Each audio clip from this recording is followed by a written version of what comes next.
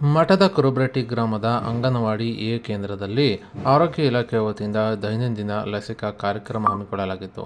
ಇನ್ನು ಆರೋಗ್ಯ ಇಲಾಖೆ ವತಿಯಿಂದ ಹಮ್ಮಿಕೊಂಡಿದ್ದ ಕಾರ್ಯಕ್ರಮದಲ್ಲಿ ತಾಲೂಕು ಆರೋಗ್ಯ ಶಿಕ್ಷಣಾಧಿಕಾರಿ ಎನ್.ಎಸ್. ಮಂಜುನಾಥ್ ಮಾತನಾಡಿದ್ದು, ನಿಮ್ಮ ಮಕ್ಕಳಿಗೆ ತಪ್ಪದೆ ಲಸಿಕೆಯನ್ನು ಕೊಡಿಸಿ, 12 ಮಾರಕ ರೋಗಗಳಿಂದ ರಕ್ಷಣೆ ನೀಡಿ.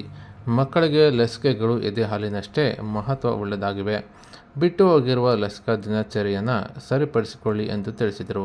ಇನ್ನು ಕ್ಷೇತ್ರ ಆರೋಗ್ಯ ಶಿಕ್ಷಣಾಧಿಕಾರಿ ಬಿ. ಜಾನಕಿ ಮಾತನಾಡಿದ್ದು, ಆಹಾರಗಳು ಪೋಷಕಾಂಶಗಳು ಮತ್ತು ಅವುಗಳನ್ನು ಒಳಗೊಂಡಿರುವ ಇತರೆ ಪದಾರ್ಥಗಳ ವಿಜ್ಞಾನವೇ ಪೌಷ್ಟಿಕಾಂಶ.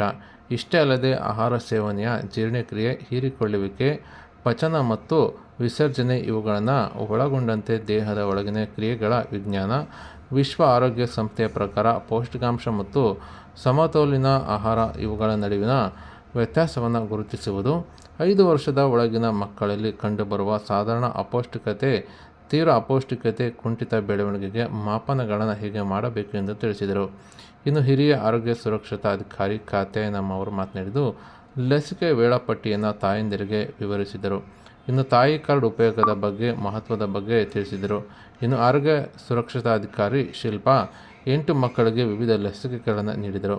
ಇನ್ನು ಈ ಒಂದು ಲಸಿಕಾ ಕಾರ್ಯಕ್ರಮದಲ್ಲಿ ಆಶಾ ಕಾರ್ಯಕರ್ತೆಯರಾದ ನಾಗಮ್ಮ, ಶಿವಮಾಲಾ, ಅಂಗನವಾಡಿ ಕಾರ್ಯಕರ್ತೆಯರಾದ ಭಾನು ಉಪಸ್ಥಿತರಿದ್ದರು.